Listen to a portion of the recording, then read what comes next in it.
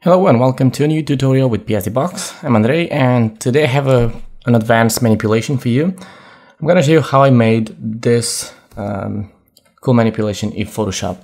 I will use Photoshop CC to make this tutorial, but I made the manipulation itself back in 2014 and I think I used Photoshop CS6 or CS5. So if you have any of those or Photoshop CC, you will have no problem creating this artwork.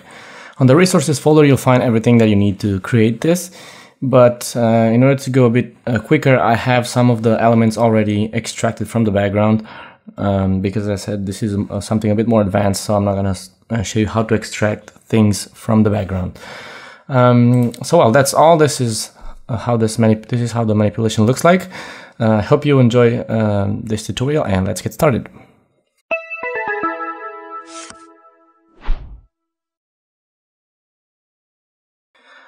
So we're gonna start by creating the canvas. I'm gonna copy merge this, copy merge, just because I want to have the same canvas size.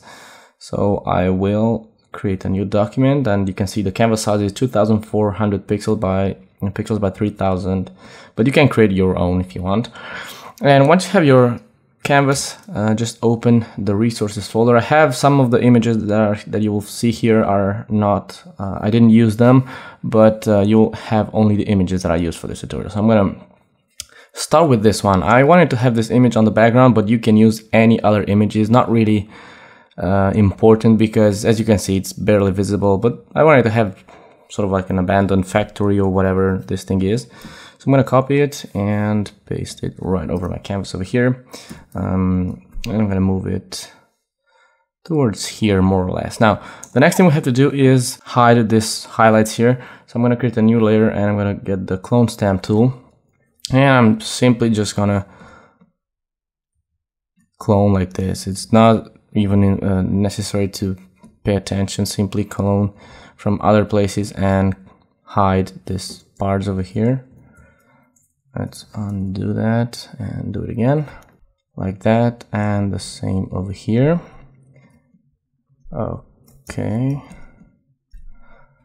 we're done. Now what else? Let's just do this again there. I'm gonna merge both images and the background. I'm gonna delete it and I'm gonna name this BG. This is the main background. Now the next thing we want to do is start creating the walls over there, because that's gonna help us to position the rest of the elements.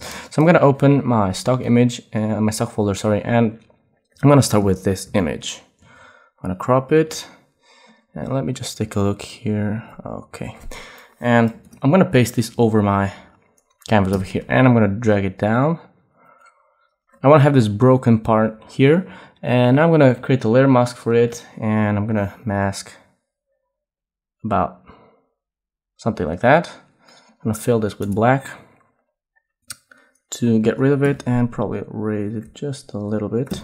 Like so. And next I'm going to open the other image, which is this one. So I'll use these two images to create this. I'm going to paste it under, I'm going to name this low wall, and the other one I'm going to name it V wall for vertical wall. Now I'm going to place it right over here. And I'm just going to mask.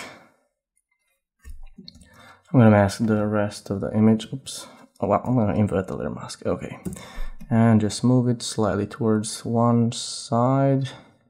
Or probably mask a little more.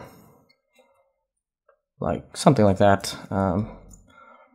Let's see. The original. Yeah, I'm going to leave it there.